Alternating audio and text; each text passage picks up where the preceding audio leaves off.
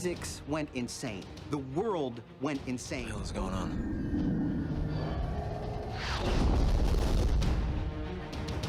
So, what caused the blackout? क्या होगा जब एक दिन अचानक दुनिया से इलेक्ट्रिसिटी ही खत्म हो जाएगी। बिजली से चलने वाली दुनिया की हर एक चीज अब बंद पड़ चुकी थी। शहर के शहर बदल गए, आसमान से प्लेन्स नीचे गिरकर क्रैश करने लगे। अब इस बदलती हुई दुनिया के बीच एक ग्रुप क्या सरवाइव कर भी पाएगा? चलिए शुरू से जानते हैं आज की जबरदस्त सीरीज रेवोल्यूशन में, जो कि कंप्लीट सीरीज इसी एक वीडियो में पूरी हो जाएगी। अब कहानी की शुरुआत शिकागो शहर से होती है, जहाँ की अब तक दुनिया बिल्कुल नॉर्मल थी। किसी को भी नहीं पता कि आज की रात जो कुछ भी होने वाला है उससे सब कुछ हमेशा हमेशा के लिए बदल जाएगा। अब यहाँ पर हमें एक फैमिली दिखाई जाती है, जिसमें चार्ली टीवी पर कार्टून देख रही थी। उसका छोटा भाई डैनी गेम खेल रहा था और उनकी मॉम रेचल फोन पर बिजी थी कि तभी उसका पति बेन घबराया हुआ घर आता है और उन्हें बताता है कि अब उनके पास ज्यादा टाइम नहीं बचा। रेचल पूछती भी है कि अचानक से उसे क्या हो गया, लेकिन बेन तो यहाँ अपने छोटे भाई माइल्स के पास फोन करता है। माइल्स जो कि अपनी गाड़ी में अपने दोस्त के साथ कहीं बाहर जा रहा था। अब बेन घबराकर उसे भी बताता है कि जल्द ही पूरी दुनिया में अंधेरा छाने वाला है और फिर कभी कुछ शुरू नहीं होगा। माइल्स कुछ भी समझ पाता कि उसके पहले ही अब बेन और माइल्स दोनों के ही फोन्स अपने आप बंद पड़ गए थे। वही बेन के पूरे घर में लाइट्स ब्लिंक होने लगती है, तो वो जल्दी से अपने लैपटॉप में कुछ फाइल्स को डाउनलोड कर उन सभी को एक यूएसबी पेन ड्राइव में लोड कर लेता है। और फिर बेन ने उस पेन ड्राइव को एक लॉकेट में छिपा दिया था, यानी कि ये पेन ड्राइव उसके लिए बहुत जरूरी है। वहीं दूसरी ओर हाईवे पर माइल्स और उसका दोस्त अपनी कार से निकलते हैं। वे देखते हैं कि उनके पीछे रुकी हुई गाड़ियों की लाइन लगी हुई थी, जिनकी हेडलाइट्स अब एक के बाद एक अपने आप बंद हो रही है। यही नहीं, आसमान से प्लेन्स भी नीचे गिरकर क्रैश हो रहे थे। पूरी दुनिया में हर तरफ कोहराम मच गया, आसपास के ट्रांसफॉर्मर्स फटने लगे और यहाँ से अब पूरी ही पृथ्वी की लाइट्स एक एक कर बुझने लगती है। देखते ही देखते पूरी दुनिया भर की सारी लाइट्स अब बंद हो चुकी थी। पूरी दुनिया आज के बाद से हमेशा के लिए बदलने वाली थी, क्योंकि अब से दुनिया में ना कोई लाइट्स होंगी, ना ही गाड़ियां चलेंगी और ना ही कोई ऐसा डिवाइस काम कर पाएगा जिसे कि चलने के लिए इलेक्ट्रिसिटी की जरूरत पड़ती है। अब मानव इतिहास को बदलने वाली इस घटना को पूरे 15 साल बीत चुके हैं। उस दिन ब्लैकआउट के बाद कभी इलेक्ट्रिसिटी वापस आई ही नहीं। बिजली से चलने वाली सभी चीजें बेकार हो गई। लोगों की गाड़ियां, जेट इंजन्स, एयरलाइंस सब कुछ बर्बाद हो गया। वर्ल्ड ऑर्डर अचानक से बदलने से बहुत से लोग तो तभी मारे गए। वहीं बाद में जो लोग बीमार हुए उन्हें दवाइयां नहीं मिली। घरों में आग तो लगी, लेकिन आग बुझाने वाली गाड़ियां नहीं थी। फैक्ट्रीज वगैरह तो सीधे ही बंद पड़ गई और अब सभी लोग हाथ से ही काम करते हैं। वहीं सरकार तो अब कोई बची ही नहीं थी। सो आम लोगों ने अपने ग्रुप्स बनाकर हथियारों के दम पर इलाके कंट्रोल करना शुरू कर दिए। अब प्रेजेंट टाइम में यूनाइटेड स्टेट्स 6 भागों में बंट चुका था, इसलिए आम लोग इन बड़े बड़े ग्रुप से दूर रहकर सरवाइव करने के लिए बस्तियां बनाकर रहने को मजबूर हैं। यहाँ पर बेन भी अपने परिवार के साथ ऐसे ही एक दूर कॉलोनी में रहने चला आया, जहाँ के 100 के आसपास लोग एक साथ मिलकर रहते हैं। वे यहीं खेती करके आपस में सरवाइव करते हैं। हालांकि बेन की पत्नी रेचल ब्लैकआउट के बाद भागते हुए कहीं मिसिंग हो गई थी और बेन समझ ही गया कि रेचल तभी मारी गई। इसलिए अब इतने सालों के बाद बेन एक डॉक्टर मैगी को डेट कर रहा है। वही बेन के दोनों बच्चे डैनी और चार्ली भी बड़े हो चुके थे। हालांकि डैनी अस्थमा की बीमारी से गुजर रहा है और एडवांस्ड मेडिकल सुविधाएं तो अब बची ही नहीं थी, सो उसे ऐसे ही सरवाइव करना पड़ता है। वहीं चार्ली भी अब इस समय के अनुसार खुद को बदल चुकी थी। हालांकि उसे वो पहले वाला टाइम अभी भी याद आता है जब उसके पेरेंट्स ने आखिरी बार उसे आइसक्रीम खिलाई थी, क्योंकि बाद में तो कभी आइसक्रीम बन ही नहीं सकी। अब सब कुछ नॉर्मल ही चल रहा था कि अचानक से आज इस एरिया की मिलिशिया कॉलोनी में घुस आती है। उनकी पहचान उनके हाथ पर गुदे हुए मोनोरोव के निशान थे। ये मिलिशिया पूरे एरिया को हथियारों के दम पर कंट्रोल करते हैं। अब बेन का ग्रुप भी टैक्स के रूप में इस मिलिशिया को कुछ फसलें हर बार पहुंचा देते थे, मगर फिर भी मिलिशिया अपने जनरल टॉम के साथ यहाँ आ गई, यानी कि जरूर से कुछ न कुछ सीरियस है। बेन जल्दी से भागकर कॉलोनी में अपने बेस्ट फ्रेंड एरन के पास जाता है और उसे वहीं लोकेट छुपाने को कहता है, जिसमें कि बेन ने उस लाइट आउट वाली रात वो पेन ड्राइव छिपाई थी। यानी कि इसमें कुछ ऐसा जरूर है जिसे कि बेन सबसे छुपाना चाहता है। अब एरन को लोकेट देने के बाद बेन जनरल टॉम के पास जाता है, जो कि यहाँ बेन को अपने साथ ले जाने आया था। वही वो बेन के भाई नाइल्स के बारे में भी पूछता है, जिस पर बेन कहता है कि वो तो अपने भाई से 15 सालों से नहीं मिला। अब टॉम कहता है कि वे उसे भी जल्द ही ढूंढ निकालेंगे, लेकिन अभी तो बेन को उनके ठिकाने पर चलना होगा, कि तभी पीछे से बेन का बेटा डैनी मिलिशिया पर क्रॉसबो पॉइंट करते हुए कहता है कि उसका पिता उनके साथ नहीं जाएगा। बेन अपने बेटे को समझाने की कोशिश भी करता है क्योंकि इन मिलिशिया के लोगों के पास गन थी और वे उनसे लड़ नहीं सकते, लेकिन इसे कोई फायदा नहीं होता। सबसे पहले गोली बेन को ही जा लगी थी, जिसके बाद अब तो गुस्से में डैनी और पूरी ही कॉलोनी मिलिशिया के लोगों पर अटैक कर देते हैं। हालांकि मिलिशिया के पास गन्स तो थी ही, तो वे बेन के अलावा और भी कुछ लोगों को जान से मार देते हैं और आखिर में जनरल टॉम बेन के बेटे डैनी को बंधक बनाकर अपने साथ उठा ले जाता है। अब कुछ देर बाद जब चार्ली वापस से अपने घर आती है तो यहाँ उसका पिता बेन, जो कि खून में लथपथ अपनी आखिरी सांसें गिन रहा था, वो मरने से पहले कहता है कि मिलिशिया चार्ली के भाई डैनी को अपने साथ उठा कर ले गए हैं, तो चार्ली को अभी उसके अंकल माइल्स को ढूंढना होगा, जो कि शिकागो शहर में रहता है और एक वही है जो कि डैनी को वापस ला सकेगा। और ये कहते ही अब बेन की मौत हो जाती है। अब चार्ली ने अपने पिता को अपनी आंखों के सामने मरते देखा था, मगर अभी तो उसके पास शोक मनाने तक का वक्त नहीं, क्योंकि उसे अपने भाई डैनी के बारे में सोचना है। तो वो जल्दी से अपना सारा सामान पैक कर सीधा शिकागो शहर में अपने अंकल माइल्स को ढूंढने निकल पड़ती है। हालांकि बेन की नई गर्लफ्रेंड मैगी और कॉलोनी का बेन का बेस्ट फ्रेंड एरन, वे दोनों से अकेले नहीं जाने देते और खुद भी उसके साथ जाने लगते हैं, क्योंकि अब के समय में बाहर का सफर बिल्कुल भी आसान नहीं होता। सो तीनों अब आने वाले कुछ दिनों तक ऐसे ही जंगलों को पार कर आगे बढ़ते रहते हैं। वहीं रास्ते में चार्ली को एक नेट नाम का लड़का भी दिखाई देता है, जिसे देखकर वो शुरू में डर जाती है, क्योंकि अब पूरी दुनिया ब्लैकआउट में चली गई थी। इसलिए तब के बाद से हर इंसान को पहली बार में देखकर खतरा ही समझा जाने लगा है। अब इस रात चार्ली, मैगी और एरोन एक टूटे हुए प्लेन में सोने का फैसला करते हैं, लेकिन उनकी बुरी किस्मत कि कुछ ही देर बाद उन पर कुछ लुटेरे आकर अटैक कर देते हैं ताकि उनके सामान को लूटकर उन्हें जान से मार सके। कि तभी अचानक वहां नेट आ जाता है और उन लोगों को एक एक कर जान से मारकर तीनों को बचा ही लेता है। अब सुबह होने पर वे जान पाते हैं कि नेट भी असल में शिकागो ही जा रहा था और अब चूंकि उसने उनकी जान भी बचाई है, सो चार्ली को उस पर भरोसा हो चुका था और वे एक साथ मिलकर शिकागो तक जाने लगते हैं। हालांकि मैगी स्केप्टिकल थी कि ऐसे समय में इतने इत्तेफाक कैसे हो सकते हैं, नेट बिल्कुल सही वक्त पर उन्हें बचाने कैसे आ गया। मगर अब चार्ली के जिद करने पर वो कुछ नहीं कहती। दूसरी ओर डैनी, जो कि मिलिशिया की कैद में था, वो रात होने पर उनकी कैद से भाग निकलता है, लेकिन जब वो भागकर वापस अपनी कॉलोनी की ओर जा ही रहा था कि उसे फिर से अस्थमा का दौरा पड़ जाता है। डैनी वहीं पर बेहोश हो गया था। अब कुछ देर बाद वो खुद को एक घर में बिस्तर पर पाता है। दरअसल उसे ग्रेस नाम की एक औरत बाहर से उठा लाई थी और अब कंफर्म होने पर कि डैनी उसे कोई नुकसान नहीं पहुंचाएगा, ग्रेस गन नीचे कर लेती है। इसके बाद वो उसे अस्थमा का इनहेलर भी देती है, जो कि वैसे तो ग्रेस के बेटे का था, मगर अब उसका बेटा मर चुका है। दूसरी ओर चार्ली का ग्रुप अब तक फाइनली शिकागो तक पहुँच चुका था। यहाँ चारों नोटिस करते हैं कि ये शहर, जो कि कभी चकाचौंध से भरा हुआ रहता था, अब यहाँ पर पेड़ पौधों ने पूरे शहर को ढक लिया है। सड़कों पर छोटे बाजार लगे हैं, जबकि पिछले समय की महंगी गाड़ियों को घोड़ों से बांधकर चलाया जा रहा है। अब बेन द्वारा बताई गई लोकेशन के बाद सभी एक होटल में पहुँचते हैं और वे बारटेंडर से माइल्स के बारे में पूछते हैं।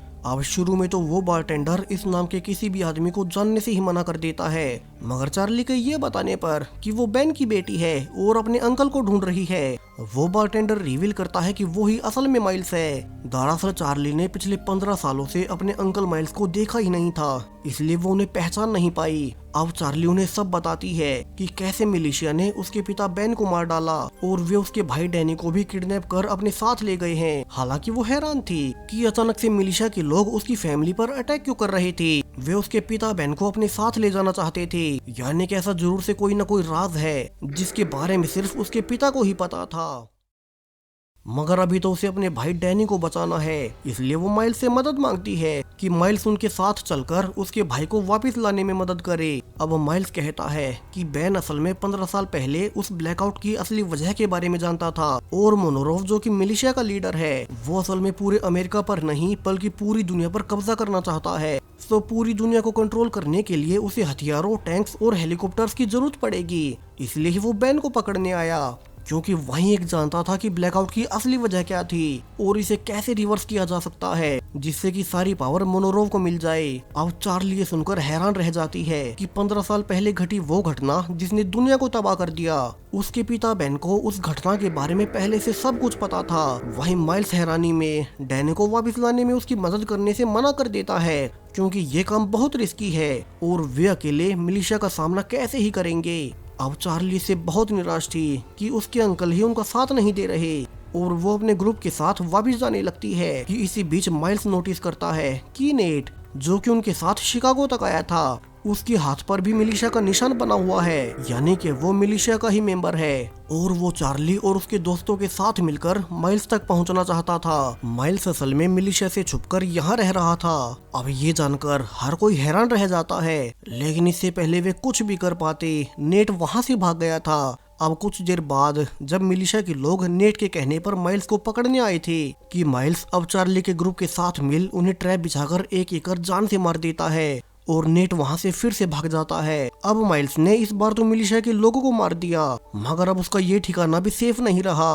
सो वो फाइनली चार्ली के साथ डैनी को छुड़ाने के लिए मान ही जाता है। चार्ली से बहुत खुश थी और माइल्स उसी ब्लैकआउट वाली रात को याद करने लगता है जब सारी दुनिया में अचानक अंधेरा छा जाने के बाद वो अपने दोस्त के साथ कार से बाहर निकला।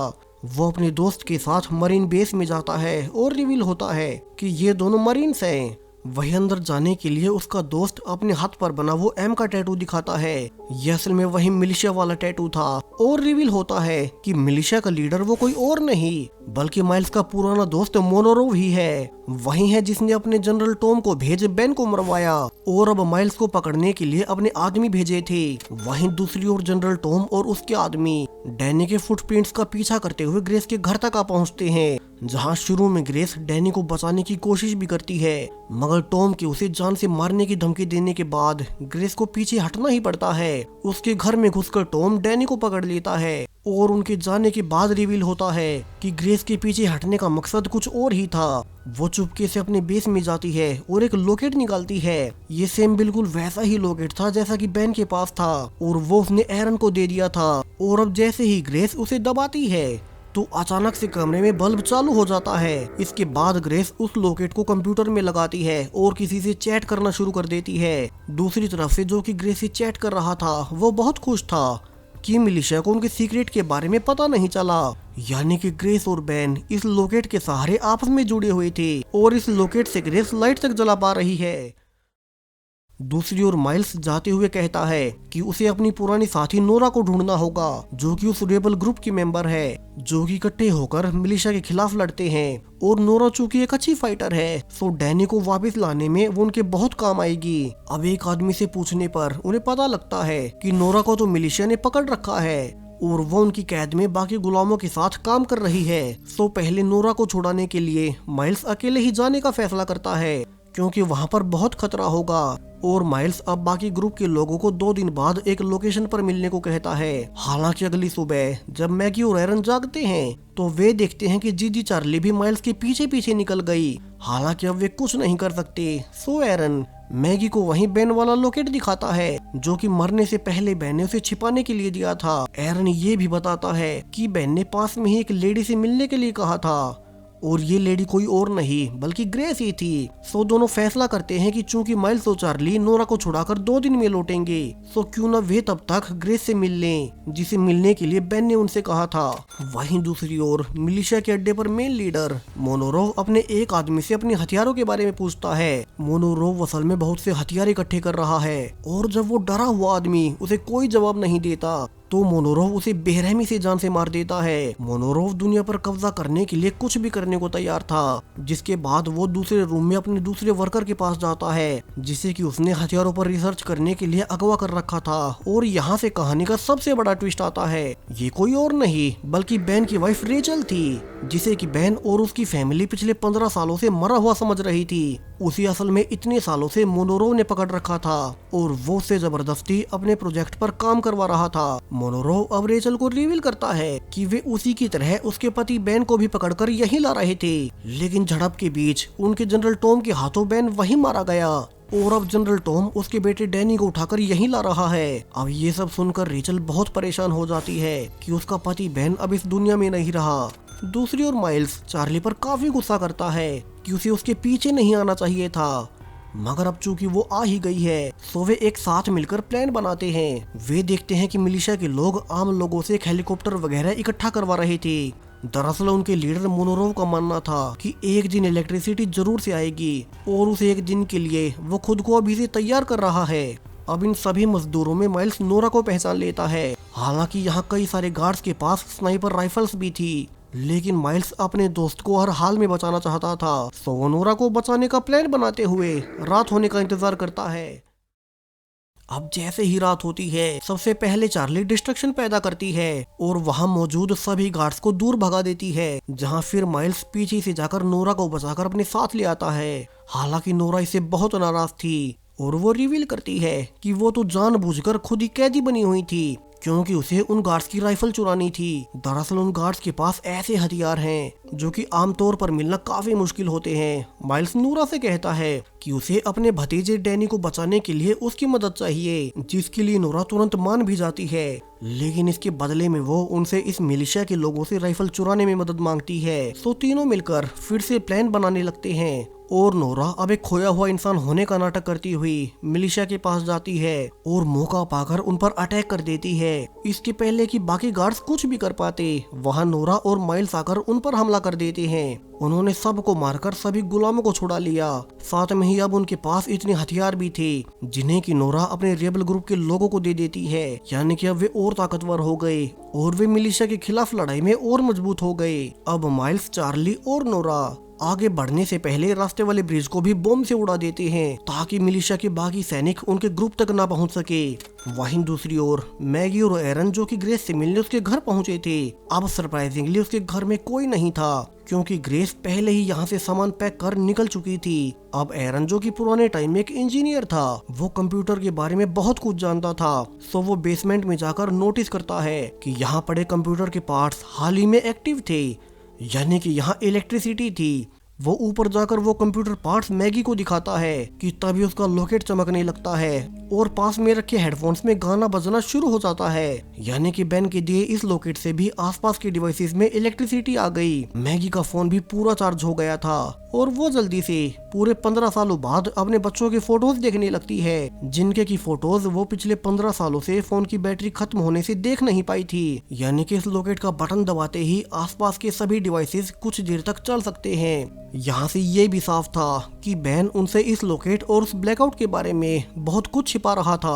अब एरन और मैगी भी बाकी तीनों से वापस रियूनाइट होते हैं जिस लोकेशन पर माइल्स ने उन्हें इकट्ठा होने को कहा था, और वे साथ मिलकर डैनी को लेने जाने लगते हैं, जिसे कि टॉम पकड़कर अपने साथ मिलिशिया हेडक्वार्टर्स तक ले जा रहा है। वे हेडक्वार्टर्स यहाँ से बहुत दूर थे। वही रास्ते में उन्हें अपना पीछा करते हुए नेट भी मिलता है। हालांकि माइल्स, जो कि नेट को जान से मारना चाहता था, चार्ली उसे ऐसा करने से रोक लेती है, क्योंकि उन्हें डैनी को छुड़ाने के लिए मिलिशिया से कोई बंधक चाहिए, जिसके बदले में वे मिलिशिया से डैनी को एक्सचेंज कर सके। और वे नेट को बंधक बनाकर अपने साथ ले जाने लगते हैं। उन्हें यहाँ से चलते हुए 2 दिन बीत चुके थे और इस सुबह जब वे एक टाउन से होकर गुजर ही रहे थे कि उन पर बहुत से डॉग्स अटैक कर देते हैं। यहाँ ग्रुप के बाकी लोग तो बिल्डिंग में जाकर छुप गए, मगर बाहर मैगी को एक आदमी पकड़ ही लेता है और वो उसे लूटने के लिए उसे चाकू मारकर वहीं छोड़कर चला गया था। यहाँ बाकी सब मैगी को वापस लाकर उसे बचाने की भी कोशिश करते हैं, मगर अब तक बहुत देर हो चुकी थी और मैगी आखिरी बार अपने बच्चों की फोटोज देखते हुए दम तोड़ ही देती है। चार्ली भी इससे बहुत दुखी थी, क्योंकि 15 साल पहले उसकी माँ की मौत के बाद मैगी ही उनकी दूसरी माँ की तरह थी, जिसने उनका इतना ध्यान रखा। वहीं मिलिशिया, जो कि डैनी को अपने साथ ले जा रही थी, अब बीच रास्ते में तेज तूफान आ जाता है। सो टॉम अपने साथियों को तूफान के रुकने तक एक बिल्डिंग में छिपने का ऑर्डर देता है, जहाँ पर वो अपना पास्ट भी याद करता है। जब टॉम ब्लैकआउट से पहले सिर्फ एक मामूली सा इंश्योरेंस एजेंट हुआ करता था, वो कभी किसी को गलत पॉलिसी नहीं बेचता, जिस कारण उसकी पॉलिसी की सेल्स कम होने से उसी ब्लैकआउट वाले दिन टॉम के बॉस ने उसे जॉब से फायर कर दिया। टॉम के घर पर उसकी पत्नी और एक बेटा था और वो उन्हें बता नहीं पाया कि अब उसके पास जॉब नहीं रही। हालांकि कुछ ही घंटों बाद वो ब्लैकआउट हो गया और टॉम अपने परिवार के साथ कुछ दिन तो घर पर ही रहा। लेकिन जब हर ओर ये खबर फैली कि अब लाइट वापस नहीं आने वाली, तो एक दिन टॉम के घर कुछ लुटेरे उसका राशन पानी लूटने पहुंचे। टॉम फिर भी उन्हें आराम से जाने को कह रहा था, लेकिन उन्होंने उस पर ही अटैक कर दिया और उसके बाद अपनी फैमिली को बचाने के लिए टॉम ने पहली बार किसी की जान ली थी। वो समझ चुका था कि इस बदलती दुनिया के बीच उसे क्रूर बनना ही पड़ेगा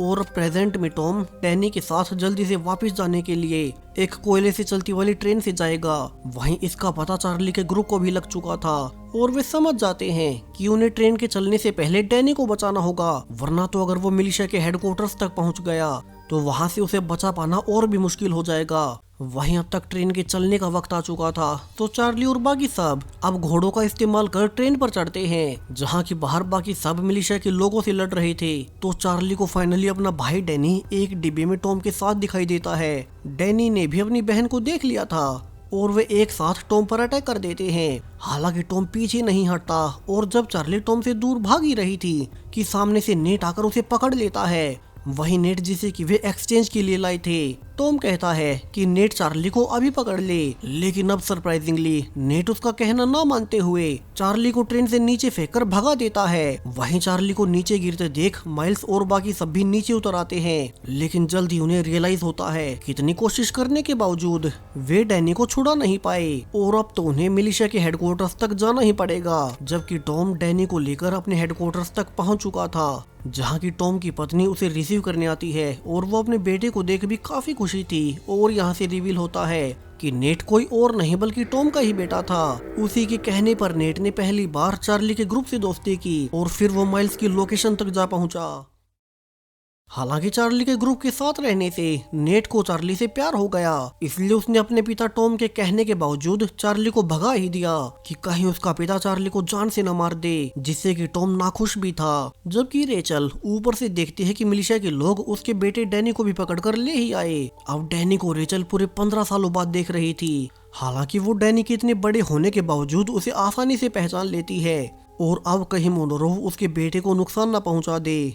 रेचल उसे भी सच्चाई बता ही देती है कि जो नेकलेस बहन और बाकी मेंबर्स के पास है, जिनके सहारे इलेक्ट्रिसिटी फिर से लाई जा सकती है। रेचल उन नेकलेस की ड्राइंग बनाकर मोनरोव को दे देती है और मोनरोव इन नेकलेसेस को ढूंढ उनसे अपने हथियार, टैंक्स और हेलीकॉप्टर्स चार्ज कर पाएगा। फिर उसे कोई नहीं रोक सकता। अब रेचल ने मोनरोव को सब बता दिया था, सो वो रात होते ही रेचल को अपने बेटे से मिलने देता है। दोनों ही माँ बेटा पूरे 15 सालों बाद एक दूसरे को देख रहे थे। डैनी तो हैरान था क्योंकि उसे लगा था कि उसकी माँ बहुत पहले मर चुकी है, मगर वो तो यहाँ मोनरोव के कब्जे में थी। अब अगले दिन से ही मोनरोव उन सभी नेकलेसेस को ढूंढना शुरू कर देता है। यहाँ रेचल मोनरोव को ये भी बताती है कि ब्लैकआउट से पहले जब डैनी उसके पेट में था तब एक प्राइवेट कंपनी के मालिक फ्लिन ने उससे और बैन से कांटेक्ट किया था। फ्लिन उस वक्त इलेक्ट्रिसिटी का सस्ता सोर्स ढूंढना चाहता था जो कि मौजूदा सोर्सेज से बहुत सस्ती हो। हालांकि जब रेचल को पता चला कि फ्लिन जिसके लिए वो उसका पति बैन रिसर्च कर रही थी, वो असल में गवर्नमेंट की सिक्योरिटी फोर्स का हेड था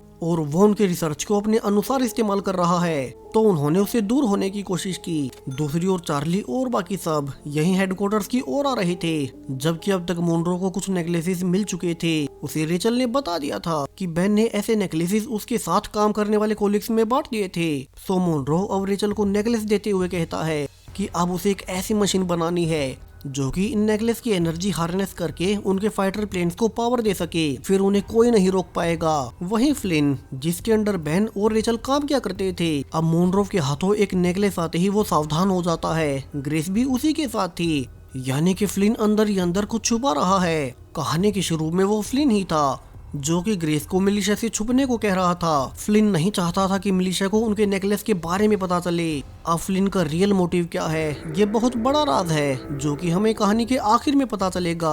वहीं अब तक मिलिशिया में रेचल ने वो मशीन बना दी थी जिससे कि वो नेकलेस की पावर हार्नेस कर फाइटर जेट्स को शुरू कर सके। तो मिलिशिया के गार्ड्स रेचल को डैनी के साथ बंद कर देते हैं। वहीं अब तक बाहर चार्ली का ग्रुप भी डैनी को लेने आ चुका था। सो माइल्स सभी को अपने एक पुराने साथी के घर में छुपने को कहता है क्योंकि उन्हें मोनरोव के ठिकाने के अंदर घुसकर डैनी को निकलना होगा। सो अब चार्ली को आराम करने के लिए छोड़कर माइल्स, एरन और नोवा तीनों प्लान बनाने बाहर निकल पड़ते हैं कि डैनी को कहाँ बंद किया गया होगा। लेकिन अब जैसे ही वे बाहर गए ही थे कि टॉम के आदमी अंदर आकर चार्ली को भी पकड़ लेते हैं और वे उसे भी उसी सेल में बंद कर देते हैं जहाँ की उसकी माँ और भाई डैनी बंद थे।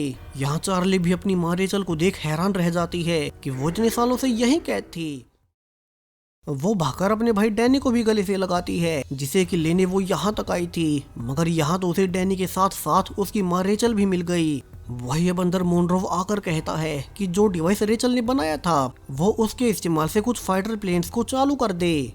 अब तो उनके पास एक नेकलेस भी आ गया है, वरना वो उसके दोनों ही बच्चों को जान से मार देगा। अब रेचल के पास कोई ऑप्शन नहीं था, तो उसे मोनरोव की बात माननी ही पड़ती है। जहां अब जब रेचल मोनरोव का काम कर ही रही थी तो पीछे से डैनी और चार्ली दोनों भाई बहन एक गार्ड्स पर वार कर बाहर निकल जाते हैं और जल्दी से अपनी माँ को ढूंढने लगते हैं ताकि वे एक साथ यहाँ से बाहर निकल सके। वहीं बाहर से अब तक माइल्स, एरन और नोवा तीनों भी आ गए थे। उन्हें पता चल चुका था कि टॉम चार्ली को भी उठा ले गया, तो वे भी उन्हें छुड़ाने फैसिलिटी के बाहर आ चुके थे। नोवा एरन को बॉम्ब्स देते हुए कहती है कि वो बाहर रहकर फैसिलिटी के चारों ओर बॉम्ब लगा दे।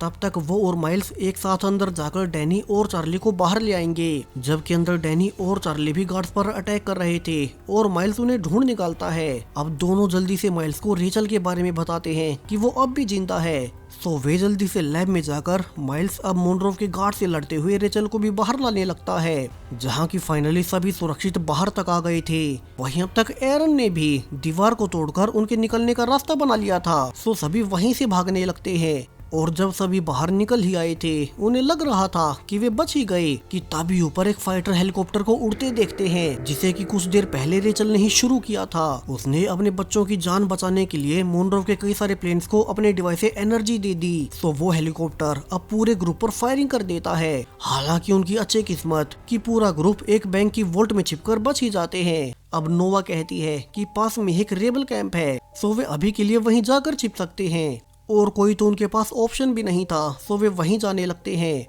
वहीं वे रास्ते में नोटिस भी कर रहे थे कि चूंकि अब मिलिशिया के हेलीकॉप्टर्स एक्टिवेट हो गए हैं, तो कई सारे हेलीकॉप्टर्स पास के रेबल ग्रुप के ठिकाने पर जा रहे हैं ताकि वे अपने सभी दुश्मनों को जान से मार सके। और जब तक ग्रुप उस ठिकाने पर पहुंच पाता, अब यहाँ तो कोई जिंदा ही नहीं बचा था। रेचल भी कहती है कि उसने मजबूरी में मिलिशिया को वो पावर दे दी जिससे कि वे हर ओर तबाही फैला रहे हैं। सो ग्रुप यहाँ से और आगे निकल जाता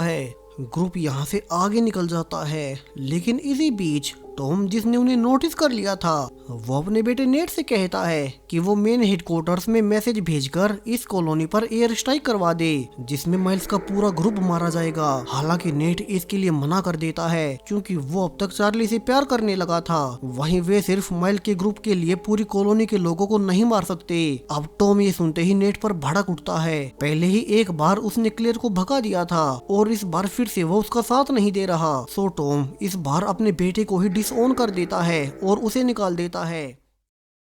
यहाँ नेट सीधा भागकर चार्ली के पास जाकर सच्चाई बता देता है कि वो असल में जनरल टॉम का बेटा है, जो कि अपने पिता के कहने पर उन पर नजर रख रहा था, मगर अब वो समझ चुका है कि वो कितना गलत था। वो आगे ये भी रिवील करता है कि उसके पिता ने उन्हें यहाँ देखने के बाद जल्दी यहाँ एयर स्ट्राइक होने वाली है, सो उन्हें जल्द से जल्द यहाँ से निकल जाना चाहिए। अब चार्ली जल्दी से वापस रेबल कैंप में आकर सभी को ये जानकारी देती है कि उन्हें जल्द ही एयर स्ट्राइक के लिए तैयार रहना होगा और उन्हें भी हथियार चाहिए। यहाँ वे डिस्कस कर ही रहे थे कि अब तक मिलिशिया के हेलीकॉप्टर्स वहाँ आ जाते हैं। उन्होंने कई सारे रेबल सोल्जर्स भी मार दिए थे कि तभी पीछे से माइल्स और रेचल अब एक गाड़ी में रॉकेट लॉन्चर ले आते हैं। माइल्स को इससे हेलीकॉप्टर में मौजूद एक एम्पलीफायर से हिट कराना था कि इसके पहले ही अब एक रॉकेट गिरने से वो दूर जा गिरा था। अब सब कुछ बर्बाद होते देख डैनी अकेला ही आगे भागकर खुद ही रॉकेट लॉन्चर लेकर उसे हेलीकॉप्टर पर फायर कर देता है और उसका निशाना भी सही जा लगा था और वो हेलीकॉप्टर सीधा नीचे क्रैश होने लगता है। हालांकि डैनी की बुरी किस्मत, गिरते हुए हेलीकॉप्टर से ऑटोमेटिक गन अभी भी चालू थी और कई सारी गोलियां सीधी डैनी को जा लगती है, जिससे कि वो वहीं मारा गया था। हर कोई दुखी था। अभी तो रेचल का परिवार फिर से मिला था कि फिर से उन्होंने एक और मेंबर को खो दिया और वे फैसला करते हैं कि वे कैसे भी करके मोनरोव को जान से मारकर इस मिलिशिया को ही खत्म कर देंगे। दूसरी ओर फ्लिन, जिसने पहली बार ये एक्सपेरिमेंट किए थे, वो सीधा मोनरोव के पास जाकर एक हैरानी वाली बात रिवील करता है। वो कहता है कि जिन नेकलेस के पीछे मोनरोव भाग रहा है वे तो कुछ भी नहीं, वे चाहे तो पूरी दुनिया में फिर से लाइट ला सकते हैं और फिर मोनरोव पहले सभी एटॉमिक शक्तियों पर काबू कर सब कुछ कंट्रोल कर सकेगा। फ्लिन यहाँ अपने पास्ट के बारे में बताता है जब वो सिक्योरिटी डिपार्टमेंट का हेड था और उसका बेटा आर्मी में था, मगर एक दिन उसे खबर मिली कि उसका बेटा अफगानिस्तान में एक मिशन के दौरान जान से मारा गया। उसके बाद तो फ्लिन और उसकी पत्नी बिल्कुल अकेले हो गए। उनका इंसानियत से भरोसा उठ चुका था और तभी से फ्लिन ने फैसला किया कि वो पूरी दुनिया को ही तबाह कर देगा। उसने एक अलग से प्राइवेट कंपनी बनाई और फिर बेन और रेचल समेत सभी फेमस साइंटिस्ट को इकट्ठा कर उनसे एक ऐसा वायरस बनवाया जो कि पूरी दुनिया की इलेक्ट्रिसिटी को ही बंद कर सकता था। वहीं गवर्नमेंट में सिक्योरिटी हेड होने के कारण फ्लिन के पास सारी पावर्स थी, सो उसने बेन और रेचल को ये नहीं पता लगने दिया कि उसने उस मशीन को छुपाया कहाँ है जहाँ से हर ओर की लाइट्स बंद की गई। और फ्लिन अब मोनरोव को रिवील करता है कि वे उसी मशीन को फिर से शुरू कर अब फिर से पूरी दुनिया को नॉर्मल बना सकेंगे। हालांकि फ्लिन इसके लिए शर्त रखता है कि चूंकि वो मोनरोव की सब कुछ कंट्रोल करने में मदद करेगा, सो उसे इसके बदले में स्पेशल पावर्स चाहिए। वहीं अब तक रेचल के ग्रुप को भी पता लग चुका था कि यहाँ से बहुत दूर फ्लिन ने एक टावर में सेटअप लगाया हुआ है जहाँ से वे पूरी दुनिया की लाइट फिर से ला पाएंगे।